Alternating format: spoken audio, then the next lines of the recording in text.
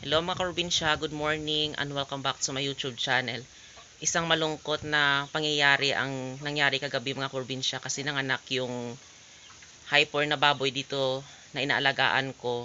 So ipapakita ko sa inyo kung anong nangyari mga kaprobinsya.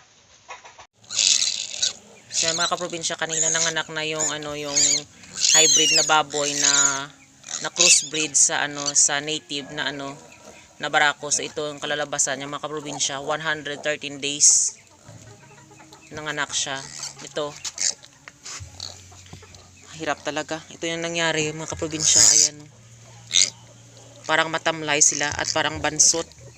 Naiwan ko lang kung ano nangyari sa kanila. Ito, 11 heads sila mga kaprobinsya. Yung isa namatay, so 10 na lang yung natira. Pero kaso ito nangyari sa kanila. Iwan ko ba kung mabubuhay ito. Ay, ito talaga ang hirap mag-alaga ng ng mga alagang baboy. Sobrang mahal ng biik. Itong nangyari mga kaprobinsya. Grabe talaga. Yan.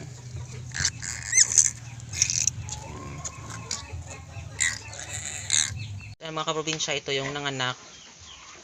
Yan, kaso yung kanya mga anak is puro talaga, ewan ko lang, hindi dumide sa kanya, pero marami siyang marami siyang gatas. At yung mga anak niya parang na-paralyze, siguro dahil sa panahon. So ayan, itong nangyari sa kanya. Kawawa talaga siya mga kaprobinsya. Gusto niya talagang padidiin yung kanyang anak, kaso hindi magdidi yung kanyang anak sa kanyang didi. So ayan yung nangyari sa kanya. So kinuha na lang yung kanyang anak. So yung 11 heads na anak niya is tatlo na lang yung natira na buhay. So dinala ko lang doon sa sa bahay namin at pinadidi ko na lang sa biberon. So ayan, sabi ni Tito, kung mabuhay okay. Kung kung hindi talaga, so wala na siyang magawa ko, no. So ayan naman mga kaprobinsya, inaalagaan ko naman ng mabuti yung kanyang inahin, pero ganyan talaga ang buhay. Mahirap buhay ng isang farmers. Meron talagang pagsubok. So ayan, nawa na talaga ako sa sa inahin kasi ilang buwan at ilang araw ang kanyang paghihirap na mga anak siya, pero ito yung nangyari sa kanya. So yan mga kaprobinsya, yung isang napakalungkot na ilang taon ako nag-aalaga ng baboy. So ganyan nangyari na yung kanyang anak is parang paralisado at tatlo na lang yung buhay. Pero yung buhay na tatlo na yun, ewan ko pa kung mabubuhay sila kasi parang paralisado yung kanilang katawan. So ayan mga kaprobinsya, sabi ni Tito sa akin is kapag lumaban ka sa pagiging pag-aalaga ng baboy at sumugal ka, so lahat ng mga risk na mangyayari sa sa pag-aalaga ng baboy is meron talagang mabubuhay, merong mamamatay. At wag mong isipin kapag merong nangyari sa iyo na masama sa mga alaga mo is hindi ka na magpapatuloy ng pag-aalaga, stop mo na yung pag-aalaga mo. Sabi ni Tito, iisipin mo na lang na mga parang pagsubok lang sa buhay mo yan, yung mga nangyayari na yan.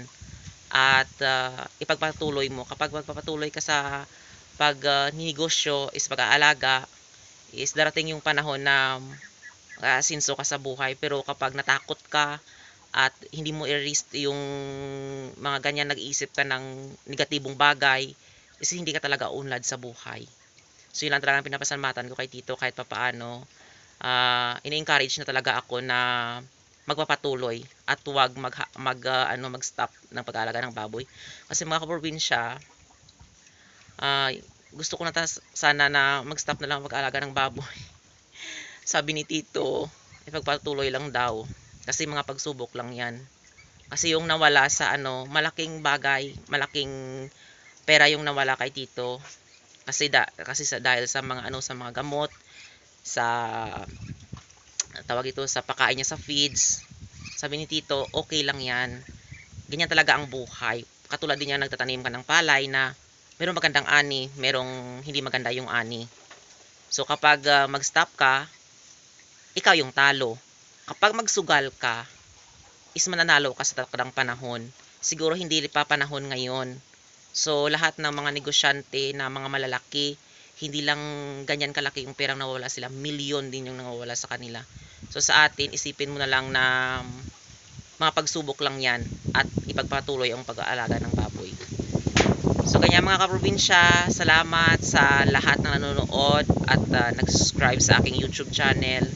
Isang masaya na rin ako na makikita kayong na nagpapatuloy na nanonood sa akin at patuloy na sumusuporta sa aking mga vlog. Maraming salamat sa inyo. Thank you for watching and happy farming.